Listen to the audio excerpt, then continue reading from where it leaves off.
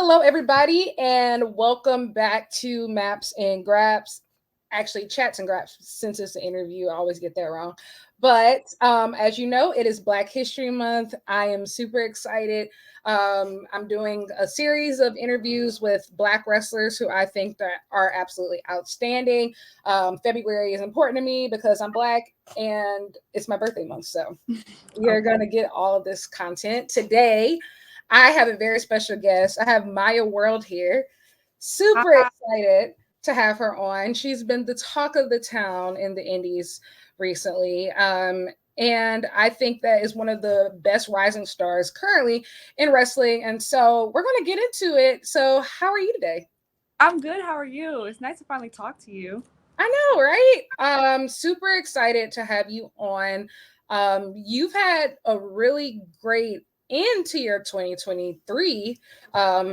Performing in Ring of Honor, you had an excellent match with Athena. I rewatched it right before we got on. And I have honestly never seen somebody squeeze that much into a 5-minute match. Like, I feel like you did an excellent showcase of yourself. And Athena, in my opinion, is the best women's wrestler in the world today.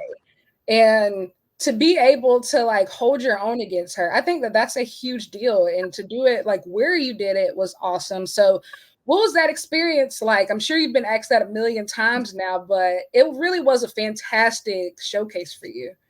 Yeah, I mean that experience was amazing. I'm still so glad that she gave me the opportunity to show what I could do. And it was kind of out of nowhere. I didn't know I'd be wrestling her. I actually didn't know I was gonna be wrestling on Ring of Honor at all. Like the day before, I was just like the flag girl for Shane Taylor's entrance, and then yeah, I got that I was gonna be able to wrestle her, which is so cool. Um, I mean, I watched Athena's for a long time, so and I trained with her. So just being able to get that experience was just something I never thought would happen so early on, at least. Yeah. I'm so glad I did, and it was such a I learned so much, and ever since then, she's been building on in training. We've been building on that and building on how to even get better. And so you're 21 years old, and absolutely fantastic. I think this is your first full year as a wrestler. So, like, did you come in as like, did you get into like you were an athlete before? Were you always a fan? How did you fall in love with wrestling? Yeah, I definitely watched it when I was younger. I was tell a story. My brother was watching it, and I walked in because I always messed with him, and I saw he was watching it, and Undertaker was on the screen at the time, so I was like a little frightened, but I was like, this is kind of cool, also. And we would sit and watch, and we played like SmackDown versus Raw and stuff. Like we played all the games. That's how I got into it, and since then I watched since then. That was probably like 2009 or something. I mean, I get into sports, and I was already into sports, so like I kind of had a little break where I stopped watching, and I was just focusing on my sports that I was doing. Like I was doing cheer, basketball, volleyball, softball, and those they took a lot, so I didn't really get to watch a lot of TV. But around 2015, I'd say, is when I got back into it, and I've been there ever since. And that's when I saw, my favorite wrestler, Sasha Banks, and yeah, like I didn't honestly didn't want to wrestle. I wasn't like it wasn't in my game plan, but I was always like a thing like, oh, that could be a fun thing to do one day. So yeah, I went to basketball college for basketball, and that's what I wanted to do. Like I wanted to play basketball, that's it. And then something happened to where I had to leave, so I was like, whatever, I'm gonna go chase this dream that I kind of think I'd be good at. So yeah, that's about 2021. But all the sports that I played definitely like helped me become like learn quicker and just pick up a lot of things quicker just from being like an athlete. Yeah, and so you mentioned Sasha Banks, Mercedes Monet. You talked about Athena, and I think that that's a great segue into Black History Month of Oh yeah. who did you grow up watching, and the people that I mean like you still look up to, like what Mhm. does Black history mean to you as it relates to wrestling, and how has it impacted you as a wrestler? Yeah, when I so that's the thing. It really sucked because when I was younger, um, we had Alicia Fox, but like, and actually at the time that I watched, she did become Divas champion, but like she was there, but she wasn't always there. So you only seen that one black woman, or you didn't see any at all. And like I had to go on YouTube to figure out that there were black women before her, like Jazz and Jacqueline and all those women, which was cool to see. But I'm just like, dang, like I wish there was more of us. So I'm so glad that now in the industry there's so many black women everywhere that are killing it, because we didn't have a lot of that representation growing up, which is probably why Alicia Fox will always be so near and dear to my heart. Like I love her so much because of that. But yeah, it just means so much to be able to look up to so many more black women like Athena, Naomi, Bianca, women like that. Yeah, it means so much. Yeah, I'm 25 and I got into wrestling 2006, and so I completely agree. Like there really wasn't a lot until we get to like 2015ish, Right. NXT, and like now it's just so completely different now. I feel Yeah. like on every different aspects of like whether from the announcers to the wrestlers, like there's so many more of us now. It's just a completely different ball game than I think than we were kids, and so that's so exciting for you to now be a part of that legacy. And so as a wrestler, as you're continuing to like flesh out your craft, figure out who you are, do you still get to like watch wrestling as a fan? Like who do you watch? Like who are you into? Like who inspires you right now? Definitely so Mercedes is one of them. I mean, Athena, like I said, she's been killing it, Ring of Honor champion for like over 300 days. But I mean, that's honestly it's mostly the black women. Like that's really who I watch and who I study, because it's just like their attitude, their confidence, the way they carry themselves, and then their athleticism is like probably the top of the industry. So it's definitely mostly the black women like that. You had a really great 2023, and so now that we're into this new year, what are some of those short-term goals that you've made for yourself? Like what are some places that you want to wrestle, some things that you specifically want to do? I see like you have a very busy indie calendar coming up, a lot of matches booked, but what are some of those short-term goals that you're looking to like knock off? Oh, definitely. Like, I definitely want to get to like certain cities. Like, I want to wrestle in Boston. I want to wrestle in like New York and like Chicago and stuff like that. There's this tryout coming up at West Coast Pro for Marvelous to go to. Yes. Yes. Oh my God. I as soon as I seen that, I DM'd them so fast. They finally DM'd back. I already did a little, you have to purchase for the tryout or whatever. Like I'm ready for that. So I'm in Japan is definitely a goal of mine. So I'm going to that tryout. Fingers crossed that I get it, because that would be so crazy for me, especially this early on. Like that's the one thing I want to do, for sure. And then just travel the world and get to like different schools and just train at different schools, because the more I wrestle with people, the more I realize like we don't come from the same, like we all learn so different. So, and that's also so cool to see. So that's probably my number one goal. Yeah, and you're from Texas too. And so I feel like it's such a cool time, specifically for people from Texas. There's so much happening from specifically black wrestlers from Texas. You have Brian Keith just got signed. Oh yeah. Athena's killing it. Like I feel like it's the time for Texas to really come out and show out. I know. And then like, everybody knows it from like the Sportatorium days, but like now we're like, there's a lot of Texas people who are killing it out there. And then High On and like Rachel. Oh yes. That, yeah. Like I definitely want to be one of those next Texas people that break out. Absolutely. And Japan, of course, will definitely help any wrestler get there. I said on Twitter the other day about like how Queen Aminata did like an extended tour at Marvelous, and she came back looking like a rock star. Yeah, exactly. And so like obviously I think like big things are in your future, and so that's going to be a really, really exciting 2024. But outside of wrestling, are there any things that you're doing, you're working on that you even like? Like how do you step away from the madness and the chaos? That's probably the bad thing right now, is because like I don't like, my schedule is all around wrestling. It's all around training and going to the gym and then going to wrestle on the weekend. So I that's the thing that I said this year. I need to focus back on the things that I liked outside of wrestling, while also like keeping wrestling where I love it, because it's all wrestling right now, which is, I love it, which is cool. But like people tell me like, okay, you gotta do something outside though, just sometimes you're gonna need a break. So yeah, I'm thinking about like this year, I'm definitely gonna start extending more and not just focusing on wrestling. Yes. So do you have any like hobbies or things like before wrestling that you were into? Like Besides sports, like literally, I don't know. I'm so bad. Like I Don't feel bad. I'm the same way. It's okay. Yeah, like I mean, I watch a lot of things. I really wanted to be like sports broadcaster. Like that was what I wanted to do before wrestling. So I mean, everything I did when I grew up was just all sports oriented. But I mean, I do like I found a newfound passion for like video editing. Like I just did this whole edit for me and my friend have been feuding kind of at DFW. So I did this really cool like video package. It looks like a freaking pay-per-view package, which is so cool. So I think I might start getting into that.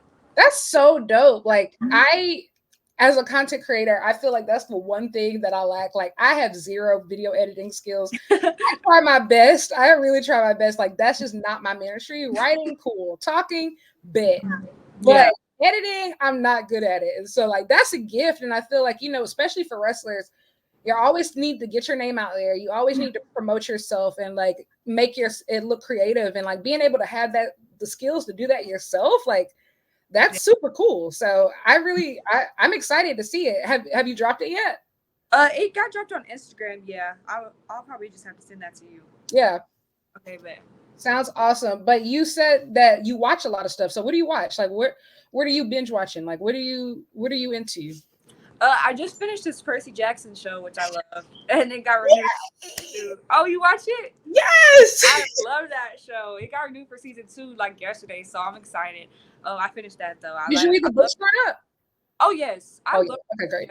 Series. Like all the movies, I had to go when the first episode came out for the new series. Like it just renewed my love for the Percy Jackson. I got so excited. I went to go watch the movies back. Like, but yeah, and I watched The Bear and like I don't know stuff like that. Oh my god, we're besties. You're talking about all my favorite stuff right now. Yeah. Like I'm so locked in. Yeah, I mean, and we talked about Abbott. I love Abbott also. Yes.